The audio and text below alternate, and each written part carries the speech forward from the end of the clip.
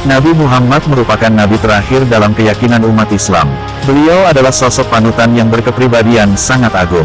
Siapa sangka, junjungan umat Islam ini ternyata merupakan orang nomor satu di dunia sepanjang masa menurut salah seorang tokoh non-muslim bernama Michael Hart. Michael Hart adalah seorang sarjana astronomi, fisika, dan hukum. Ia juga menulis sebuah buku yang fenomenal dan paling kontroversial dalam sejarah yang berjudul 100 tokoh paling berpengaruh di dunia. Jatuhnya pilihan kepada Nabi Muhammad dalam urutan pertama daftar 100 tokoh yang berpengaruh di dunia, mungkin mengejutkan dan menjadi tanda tanya sebagian orang.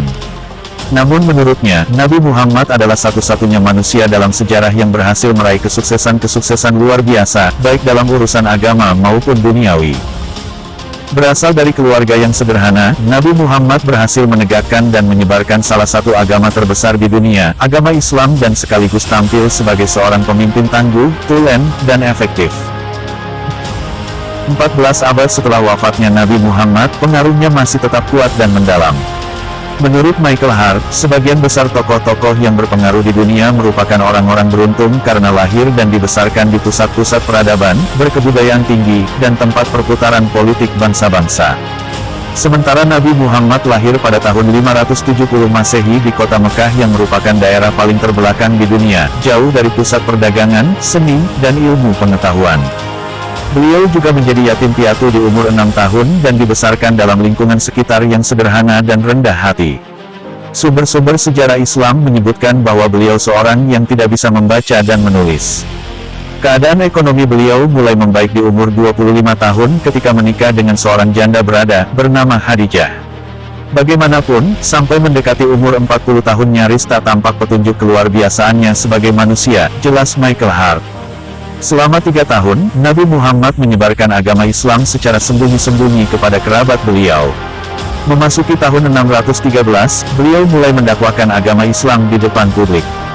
Begitu pengikut beliau mulai bertambah, penguasa Mekah memandangnya sebagai masalah sehingga mengancam keselamatan beliau dan pengikutnya.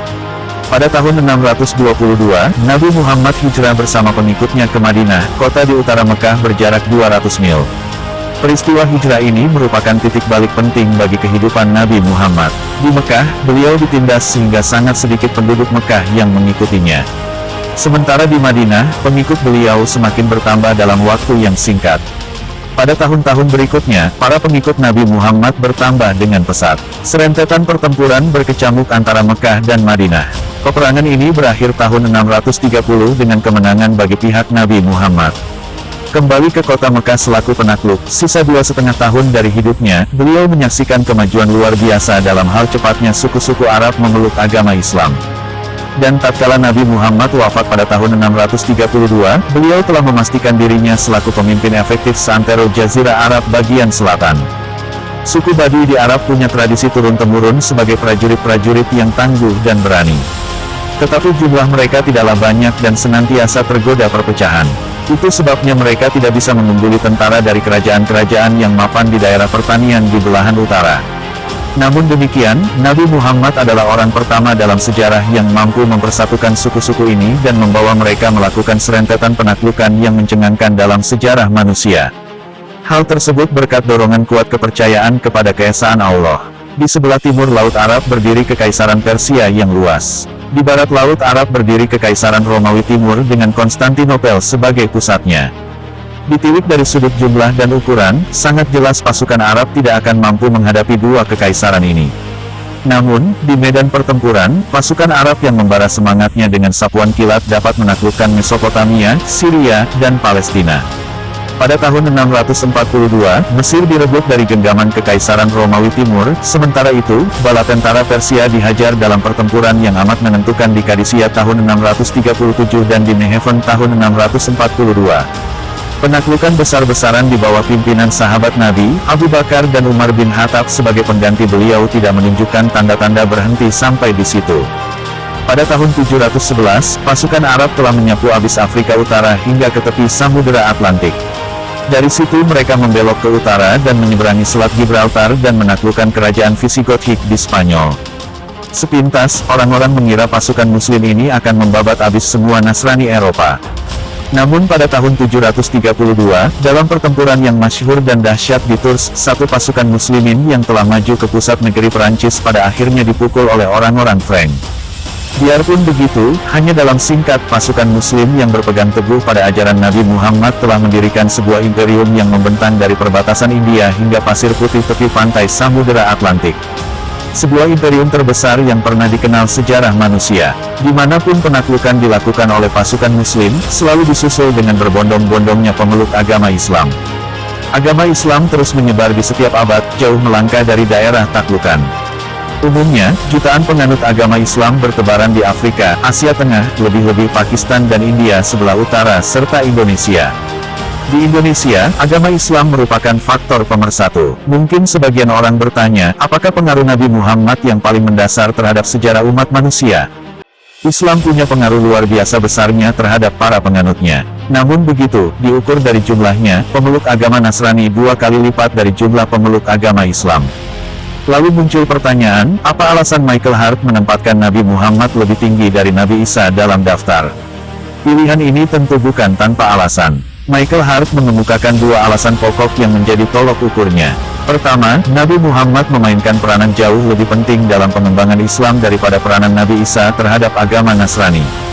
Biarpun Nabi Isa bertanggung jawab terhadap ajaran-ajaran pokok moral dan etika Kristen, tetapi Paulus merupakan tokoh penyebar utama teologi Kristen dan penulis bagian terbesar dari Perjanjian Lama. Sebaliknya Nabi Muhammad bukan saja bertanggung jawab terhadap teologi Islam, tetapi sekaligus juga terhadap pokok-pokok etika dan moralnya. Ia menambahkan, Nabi Muhammad berperan penting dalam menghimpun kitab suci Al-Quran semasa hidup beliau dan dilanjutkan dalam bentuk yang tak tergoyahkan tak lama sesudah beliau wafat. Sebaliknya, tak ada satupun kumpulan yang rincin dari ajaran-ajaran Nabi Isa yang dapat dijumpai di masa sekarang. Dengan demikian, pengaruh Nabi Muhammad dengan perantaraan Al-Quran sangatlah besar. Michael Hart melanjutkan, kemungkinan pengaruh Nabi Muhammad dalam Islam lebih besar dari pengaruh Nabi Isa dan Paulus dalam Kristen jika digabung jadi satu. Diukur dari sudut agama, pengaruh Nabi Muhammad setara dengan Nabi Isa dalam sejarah kemanusiaan. Lebih jauh dari itu, Nabi Muhammad bukan semata pemimpin agama, tetapi juga pemimpin dunia.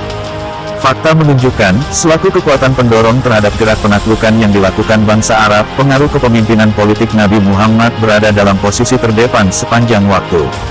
Dari berbagai peristiwa sejarah, orang-orang bisa saja berkata, hal itu bisa terjadi tanpa kepemimpinan khusus dari seseorang yang mengepalai mereka. Misalnya, koloni-koloni di Amerika Selatan mungkin saja bisa membebaskan diri dari kolonialisme Spanyol walau Simon Bolivar tak pernah ada di dunia.